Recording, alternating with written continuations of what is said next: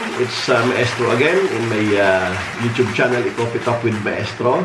It's now 2022, no? And I'm greeting you all a Happy New Year, although it's late na batiin ko kayo, no? And ang dami kong ginagawa ng mga nakaraan, no? Ang dami kong piniprepare. So hindi ako nakapag-vlog. And I know ang dami kong utang sa inyo. Ang dami ng mga questions sa comment sections natin. And bibigyan po natin ng pansin, no, yung karamihan sa ating mga tanong, no, gawa natin ng vlog. Anyway, meron lang ibang nagtanong din, no, sa akin. Una ko muna sasagutin ito regarding sa mga aspirants, sa mga architecture students or architecture graduates. Palagi kasing tanong sa akin ito, no, kung ang apprenticeship ba ay cover ang overtime, no? Ibig sabihin, palagi nag-overtime ng mga aspirants natin sa kanilang diversified training. So, bago natin sagutin yan, don't forget to like and subscribe to my YouTube channel and share na rin, no, sa ating mga friends, sa ating mga colleagues, sa ating classmates, para naman lahat tayo ay makapag-benepisyo sa channel na ito. Okay? And kung okay na, then let's start with the discussion.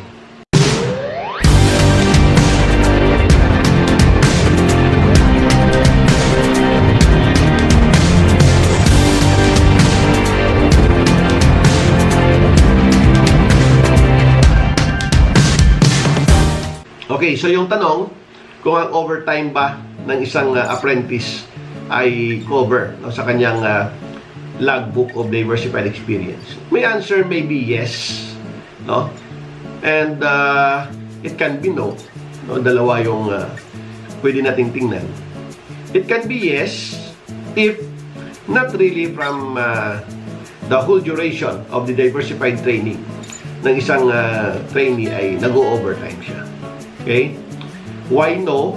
Because ang ating diversified training experience covers the number of hours of 3,840. Computed yan, no? Sa more or less 2-year period in an 8-hour working time. So, don't kinumpute yun. Yung 3,840 hours, more or less 8 hours a day lang.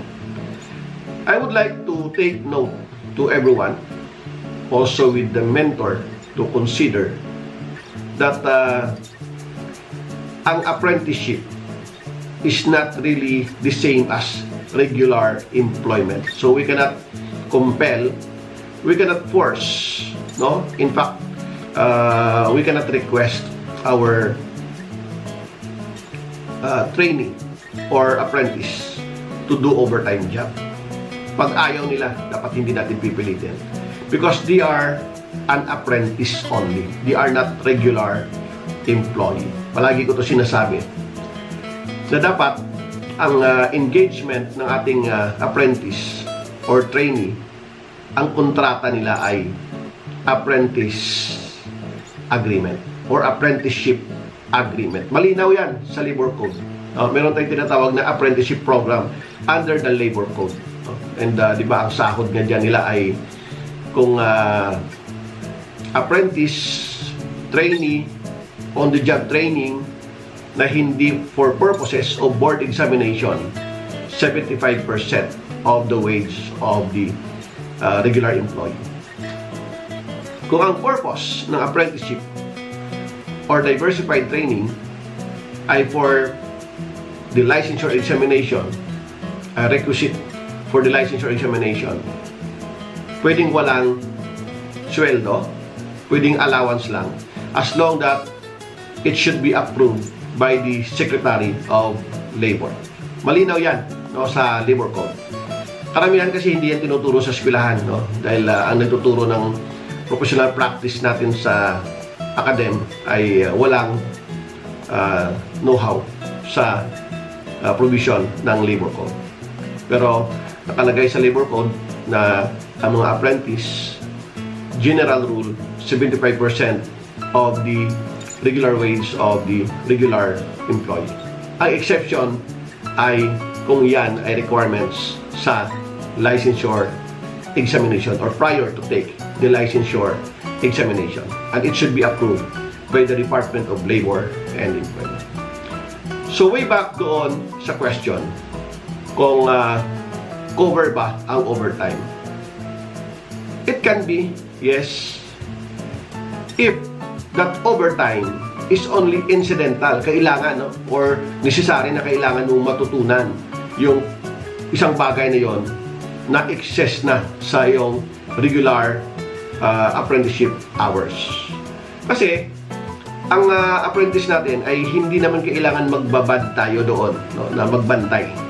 Dahil ang purpose ng apprenticeship is only for you to get an actual knowledge. So ibig sabihin, kung yung routine ng work can be taken as your knowledge in just 1 to 2 hours, why go for overtime works? Okay? So yung mga nag-overtime, for example, sa mga inspectors, nag-act as inspectors, nag-act as quality control, ay dahil trabaho nila yon as QA/QC architect, for example. Pero kung ikaw ay apprentice, and yung activity na yan ay may activity naman sa araw, I require you to attend to it in the daytime and not on the night time. Kasi nga, ang cover ng apprenticeship natin is only 8 hours a day from 8 o'clock to 5 o'clock. That is the consideration ng number of hours doon sa 3,840. Okay? So, ang diversified training dapat natin 8 to 5 lang. Hindi na dapat mag-exceed unless there were activities na halimbawa hindi talaga na-perform sa araw. Like ang sigurado dyan na hindi na-perform sa araw, for example, yung mga alanganin ay kailangan mo magkaroon ng experience na makita kung paanong magbuhos, for example, and yung buhos na yun ay nakaschedule lamang sa gabi dahil ang travel ng mixer, mas mabilis ang travel sa gabi, walang traffic compare sa araw. So in that sense, so pwede kang mag-overtime para lang makita mo kung ano yung nangyayari during buhos, for example, na night time ang schedule. Pero kung may buhos naman sa araw, it's the same scenario ang nangyayari sa gabi. So hindi mo kailangan mag-overtime nung gabi. Unless nag-overtime ka because you are engaged in irregular employment. And palagi ko sinasabi na yung regular employment dapat hindi nakikredit as apprenticeship because there is a difference between the relationship or the relation between mentor and apprentice and a boss and irregular employee. Magkakaiba ang kanilang job description. So we have to take note on that. Palagi ko sinasabi yan. Dapat malinaw ang programa ng isang architectural firm. Karamihan kasi ngayon, ang mga aspirants or graduates ay pumapasok sa isang construction firm and not on architectural firm. Well, okay naman na pumasok tayo sa construction firm. Pero dapat, you should be in a limited period of hours. Kasi may requirements lang under the logbook natin, di ba, sa diversified training. May required number of hours lang ang iyong engagement sa construction supervision. Dapat nga umiikot Halimbawa, itong number of months mo is architectural firm ka na talagang planning and designing ang kanilang expertise. And then, on the next number of months mo ay doon ka sa isang architectural firm na mayroong interiors para ma-train talaga yung skills mo. And the next couple of months ay lilipat kayo sa isang project management firm na ang expertise nila ay project management.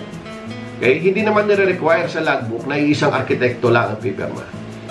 It can be a different architects in a different field of practice for you to gain a good experience in your diversified training. Okay? Isipin nyo na lang. Halimbawa, palagi kayo nag-overtime. Daily, nag-overtime kayo. Iyan nakalagay sa logbook, at least 2 hours, at least 2 years ang iyong diversified training. So kung palagi kayo nag-overtime at lumampas kayo doon sa 8-hour period of working employment, di ba? Isipin ninyo, hindi kayo aabot ng 2 years. Tapos na ang 3,840 hours. And that can be a question to the PRC and the board kung talagang mahigpit sila na nag-check sila ng inyong logbook. No? Sa nakikita ko kasi hindi masyado na-scrutinize ang logbook. No? Pero kung magiging mahigpit sila, baka hindi kayo papasa sa pag-scrutinize pa lang ng inyong logbook o diversified experience. Okay? So take note of that, no? Sa mga apprentice natin. No? Hindi nyo kailangan mag-overtime kung hindi naman necessary. No? Okay lang naman mag-overtime, no? Kung talagang may tatapusin. But take note that your role being an apprentice is only to oversee what's happening on the performance of the work inside the architectural firm, no, para ma-train kayo na kung kayo na ang mag-practice later on at nabigyan kayo ng lisensya ay alam nyo ang inyong gagawin. No, hindi kayong pwedeng mapwersa na talagang tapusin mo yan. Hindi ka pwedeng umuwi hanggat hindi mo natapos. Kasi being an apprentice, dapat under ka sa supervision ng isang architect or senior architect. At hindi niya dapat iaasa sa'yo kasi nga apprentice ka. Tuturuan ka lang. No? So kung mayroong mga deadlines, dapat responsibility yun ng isang architect or kanyang staff na talagang employed sa kanyang architectural firm or partner. Okay? So, kung hanggang saan ang oras mo, hanggang doon ka lang. But of course, there is a responsibility involved. Hindi dahil apprentice ka, pag may pinapagawa sa'yo, pabanjing-banjing ka lang. No? So, of course, you have to perform the same as an employee of the firm, for example. No? So, hindi mo rin pababayaan ang iyong trabaho. So, if there is a set deadline, kailangan mo rin tingnan yung sarili mo na ma-comply mo yung pag-set ng deadline ng iyong mentor. Okay? But, the general rule, being an apprentice, being a diversified trainee, ang iyong expectation is for you to learn. No? Learn office procedures, learn the drafting techniques, learn the management on construction site, no, inspections, and other documentations. That is your role being an apprentice and not the same as to be as regular employee. Okay? So, yun ang take ko dyan, no, sa sinasabing pwede ba ang mga oras na mag-overtime pwede pa sa logbook. It can be, no? Pero hindi dapat sa lahat ng oras ay nag-overtime. Okay? So, yun lang muna sa ngayon, and sisikapin ko makapag-vlog palagi, no, and makatulong sa ating mga aspirants, sa mga nagpapatayo ng bahay, at sa mga nagko-consult. Maraming salamat sa pagtangkilik sa aking YouTube channel, Coffee Talk with Maestro. Don't forget to subscribe. Thank you and Happy New Year.